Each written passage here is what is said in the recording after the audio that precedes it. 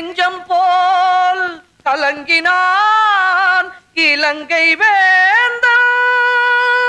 இப்படி இலங்கை வேந்தன் போல கடன் வாங்கியவர்கள் இனி கலங்க தேவையில்லை. தெரியாம கடனை வாங்கிட்டு விரட்டி விரட்டுன்னு விரட்டி வரானே. இது போல கடன் கொடுத்தவனை கண்டு மிரண்டு ஓட வேண்டியதும் இல்லை. கடன் வாங்கினான், கடனை வாங்கினான், இனி எல்லாமே ஜாலிதான். 5000 காசு வாங்கினியே, அது ஞாபகம் இருக்கா?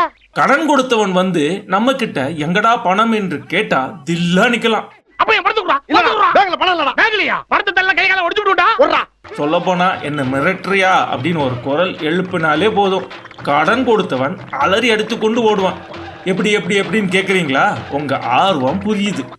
இனிமே கொடுத்த கடனை கேட்டு மிரட்டக்கூடாதுன்னு ஒரு அதிரடி சட்டத்தை கொண்டு வருது தமிழக அரசு. ஒரு தடவை வந்து உங்ககிட்ட பணம் வாங்கினதுக்கு நீ ஓயாம வந்து பணம் கேப்பியா? போட்டானா?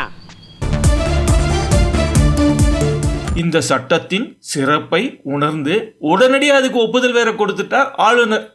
இந்த சட்டப்படி தனிநபர்கள், சுய உதவி குழுக்கள், கூட்டு பொறுப்பு குழுக்கள் ஆகியோர்களுக்கு கடன் வழங்கும் நிறுவனங்கள் கடனை வசூலிக்கும் போது வலுக்கட்டாயமாக வெளிமுகமைகளை பயன்படுத்துவது, வாகனங்களை எடுப்பது உள்ளிட்ட குற்றங்களுக்கு 5 ஆண்டுகள் சிறை தண்டனை அல்லது 5 லட்சம் வரை அபராதம் விதிக்கப்படும் அப்படின்னு சொல்லுது.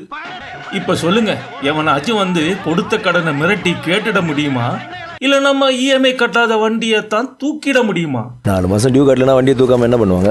எங்க வந்த என்ன சமாச்சாரம்? நீங்க கொடுக்க வேண்டிய பாக்கியை வாங்கிட்டு போலான்னு வந்தானுங்க. பாக்கி துப்பாக்கி தான். இப்போ சும்மாவே கொடுத்தவன் கண்ணில் விரல விட்டு ஆட்டுவோம். இப்ப நமக்கு துணையா சட்டமே வந்தா சும்மா விட்டுடுவோமா?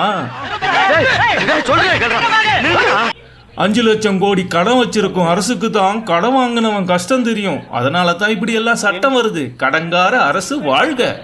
சொல்லிட்டேன். ஆனா இந்த சட்டம் ரிசர்வ் வங்கி கட்டுப்பாட்டில் வரும் வங்கிகளுக்கு பொருந்தாதான் சொல்றார் துணை முதல்வர். அதுதான் ஒரு பெரிய குறை.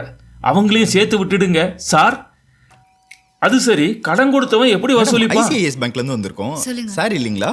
இருக்காரு. நல்லதா போச்சு. எங்களை பார்த்தா நான் லூசு மாதிரி தெரியுதா? ஃபோன் பண்ணா எடுக்க மாட்டேன்.